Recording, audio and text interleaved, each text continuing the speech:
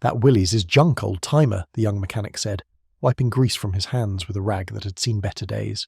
"Been sitting there for 6 years. Engines seized, fuel lines are rotted, and I'd bet my paycheck the electrical is shot to pieces." The old man in the worn canvas jacket just stood there, staring at the dusty olive-drab vehicle in the corner of the shop, his weathered hands trembling slightly at his sides. What happened next would change everything that young mechanic thought he knew about respect, about judgment, and about the silent heroes who walk among us every single day. If you believe that experience deserves respect, type honour in the comments right now. The Willys MB had been delivered to Henderson's Auto Repair on a flatbed trailer back in 2018, dropped off by the estate of a widow whose husband had passed away with no children to inherit his prized possession. The shop owner, Frank Henderson, had taken it as partial payment for a debt, figuring he might restore it someday when business was slow. But business was never slow enough, and the Jeep just sat there, pushed further and further into the back corner of the garage, collecting dust and cobwebs and the general disdain of everyone who worked there. Kyle Mercer, 24 years old and fresh out of trade school, had been working at Henderson's for nearly 2 years now, and in all that time, he had never once seen anyone show the slightest interest in that old military relic. To him, it represented everything that was wrong with people who couldn't let go of the past. Old technology, obsolete engineering, a waste of perfectly good garage space that could be used for vehicles that actually mattered. It was a Tuesday morning in early November when the old man first appeared. He walked into the shop slowly, deliberately, his posture slightly stooped, but his eyes sharp and clear beneath the brim of a faded baseball cap. His jacket was olive drab, almost the same colour as the Jeep itself, and his boots were the kind of sturdy leather work boots that you don't see much anymore, worn smooth by decades of use. Kyle was underneath a Chevy Silverado when he heard the bell on the door jingle, and he rolled out on his creeper to see the visitor standing just inside the entrance, looking around with an expression that seemed almost reverent. "Help you with something?" Kyle asked, not bothering to stand up. The old man turned to look at him, and for just a moment something flickered in those pale blue eyes. Recognition, maybe. Or perhaps just the weariness of a man who had seen too much in his lifetime to be surprised by casual rudeness anymore. "That Jeep in the back," the old man said, his voice quiet but steady. "The Willys. Is it for sale?" Kyle actually laughed at that, pushing himself up to a sitting position on the creeper. "For sale? Mister, that thing hasn't run since before I was born. Frank keeps saying he's going to restore it, but trust me, it's beyond saving. Fuel system's completely shot, battery's been dead for years, and I'm pretty sure something's living in the air filter housing. You'd be better off buying a riding lawnmower." The old man didn't respond to the dismissal. He just walked slowly toward the back of the shop, his boots making soft sounds on the concrete floor until he was standing right in front of the Willys MB. Kyle watched him for a moment, then shrugged and rolled back under the Silverado. Some people just couldn't accept when something was finished. For the next 20 minutes, Kyle worked on the truck's oil pan, occasionally hearing small sounds from the back of the garage, metal on metal, the creak of an old hood being lifted, the scratch of corrosion being scraped away. He ignored it all, figuring the old man was just indulging in some kind of nostalgic fantasy, probably one of those military history buffs who watched too many World War II documentaries and thought that made them experts on vintage vehicles. When he finally rolled back out to grab a different socket wrench, he was surprised to see the old man's upper body completely disappeared under the Willys' hood, his feet planted firmly on the ground, his hands working at something deep within the engine compartment. "Hey," Kyle called out, a note of irritation in his voice. "I told you, that thing's dead. You're wasting your time." The old man didn't respond, didn't even acknowledge that he'd heard. His hands just kept moving, steady and sure, performing some kind of mechanical surgery that Kyle couldn't see from where he stood. "Frank's going to be ticked if you mess something up in there," Kyle continued, walking closer. "That Jeep might be junk, but it's his junk, you know what I mean." Still nothing. Kyle was starting to get genuinely annoyed now.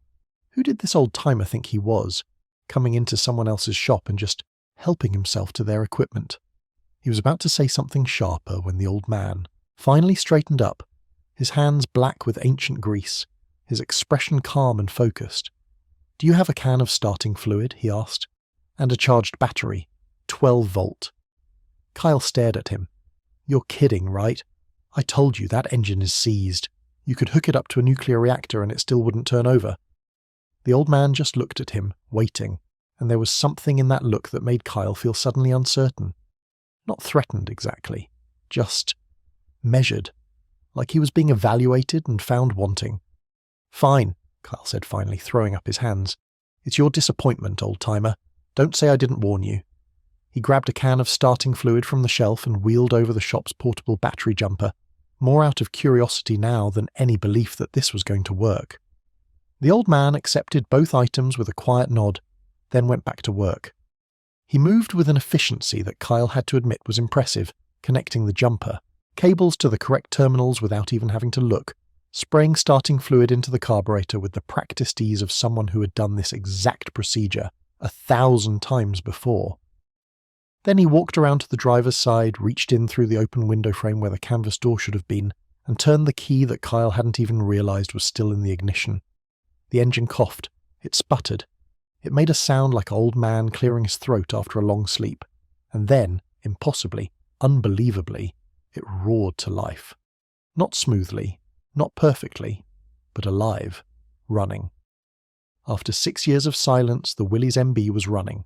Kyle stood there with his mouth hanging open, staring at the old man as he stood beside the rumbling Jeep, one hand resting on the warm hood, his eyes closed as if he was listening to music only he could hear.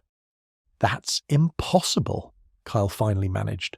"The fuel lines are rotted. I saw them. They were cracked all to pieces."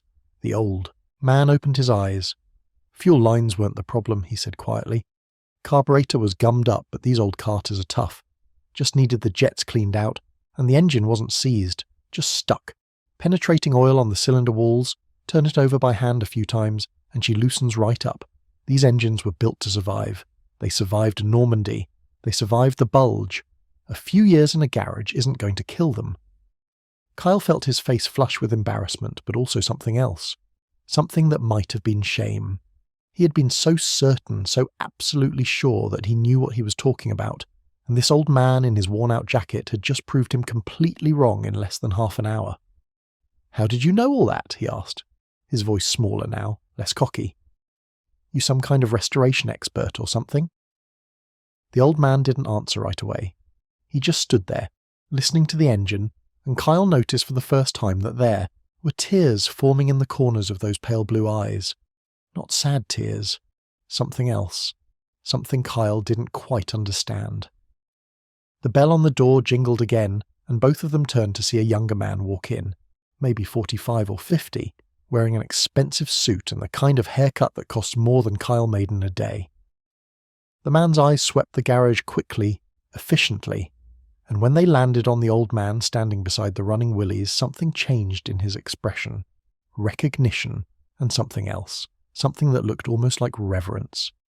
"General Morrison," the man said, and his voice held a note of respect so deep that Kyle felt it like a physical sensation. "Sir, we've been looking for you everywhere. Your daughter called the hotel when you didn't come down for breakfast." The old man turned toward the newcomer, and suddenly his posture seemed to change. The stoop in his shoulders straightened slightly, his chin lifted, and Kyle realized with a shock that he was looking at a completely different person than the one who had walked into the shop an hour ago. "I'm fine, Thomas," the old man said. "I just needed to see her one more time." The man in the suit, Thomas, glanced at the Willys, and understanding dawned on his face. "Is this the one, sir? The one you drove in Italy?" The old man nodded slowly. "Anzio, Monte Cassino, all the way to Rome. She was brand new when they assigned her to me, straight off the ship from Detroit. 4 years later, she'd been shot at, shelled, driven through rivers and mud and mountains, and she never once let me down. Not once." He paused, running his hand along the hood with a tenderness that Kyle had never seen anyone show to a machine before. "When the war ended, I had to leave her behind. Always regretted that. Spent 50 years wondering what happened to her." Kyle felt like the ground was shifting beneath his feet. General.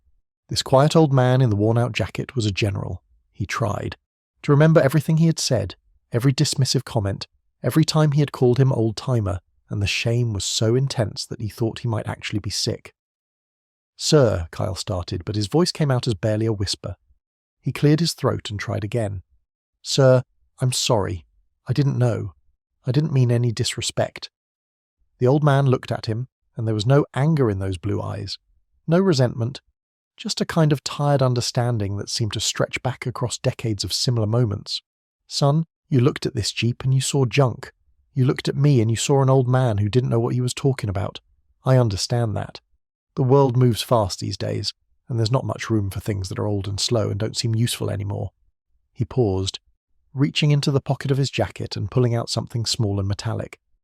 Kyle saw that it was a dog tag, worn smooth with age, the stamped letters barely visible anymore. But here's what I've learned in 87 years of living. The things that last, the things that matter, they don't always look like much on the outside. They're simple, they're tough, they do what they're supposed to do without asking for praise or recognition. This Jeep carried me through the worst fighting of my life. She got me home when I thought for sure I was going to die in some field in Italy. And 60 years later, she's still running. He looked at Kyle directly. You might want to think about that the next time you're tempted to write something off as junk. Thomas stepped forward, placing a gentle hand on the old man's arm. Sir, we should probably get you back. Your daughter is worried. The old man nodded, but he didn't move right away. Instead, he reached into his back pocket and pulled out a worn leather wallet, extracting a business card that he handed to Kyle. I want to buy this Jeep, he said. Whatever Frank is asking, I'll pay double, and I want you to be the one who restores her. Kyle looked at the card in his hand. Major General William J. Morrison, United States Army, retired. Below the name was a list of decorations that made Kyle's head spin. Silver star, bronze star with valor, purple heart with 2 oak leaf clusters. Me? Kyle asked, his voice incredulous.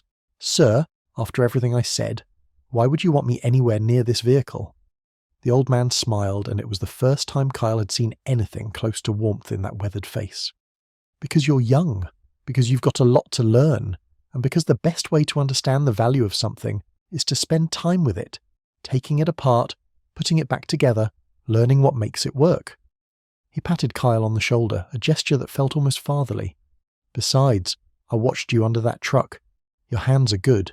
You've just got to learn to slow down and respect what you're working on. 3 months later, Kyle stood in the driveway of a modest house in Arlington, Virginia, watching as General Morrison climbed into the driver's seat of the fully restored Willys MB. The olive-drab paint gleamed in the winter sunlight, every piece of chrome polished to a mirror finish. The canvas top fitted perfectly over the newly rebuilt frame. Kyle had spent every weekend for 12 weeks working on that Jeep, tracking down original parts from collectors across the country, learning more about World War II mechanical engineering than he had ever imagined possible. And somewhere in the process, something had changed in him. The cockiness was gone, replaced by something quieter, something that felt almost like wisdom. She sounds perfect, the general said, turning the key and listening to the engine purr. Better than she did in 44. Kyle felt a swell of pride that he couldn't quite put into words. I followed the original specifications exactly, sir. Well, almost exactly. I did upgrade the fuel lines to modern materials. Figured you'd want them to last another 50 years. The general laughed at that, a sound that seemed to take decades off his face. Good thinking, son. Good thinking. As Kyle watched the Willys roll down the driveway, he thought about everything that had happened since that November morning when an old man in a worn-out jacket had walked into the shop and changed his life. He thought about respect and judgment and the things that people carry with them that you can't see just by looking. He thought about engines that refused to die and soldiers who never really stopped serving, and he thought about his own grandfather, a Korean War veteran who had passed away when Kyle was just a kid, whose stories Kyle had never really taken the time to hear. That afternoon, Kyle drove to the cemetery where his grandfather was buried, a place he hadn't visited in nearly 10 years. He stood there for a long time in the cold, talking to a man who couldn't hear him anymore, telling him about the Jeep and the General and everything he wished he'd understood when there was still time. And when he finally walked back to his car, he made himself a promise. He would never look at an old man and see just an old man again. He would never assume that something was junk just because it looked worn out and forgotten. Because sometimes the things that look the most broken are carrying stories that could change your life if you just took the time to listen. General Morrison drove that Willys MB for another 2 years, until his health finally made it impossible for him to get behind the wheel anymore. But every 4th of July and every Veterans Day, his grandson would bring the Jeep out and drive it in the local parade, with the general riding shotgun, waving to the crowds who lined the streets to honour men like him. And Kyle Mercer, who had once called that Jeep junk and its driver old-timer, was there every single time, walking alongside the vehicle, keeping an eye on the engine, ready to help if anything went wrong. It never did. Because some things, like some people, are built to last far longer than anyone expects. If this story touched your heart, if it made you think about the hidden heroes in your own life, subscribe to this channel. Because every day we share stories of courage, respect, and the extraordinary lives of ordinary people. And remember, the next time you see an old veteran or an old vehicle that looks like it has seen better days, take a moment before you judge. You might just be looking at a piece of history that deserves your respect.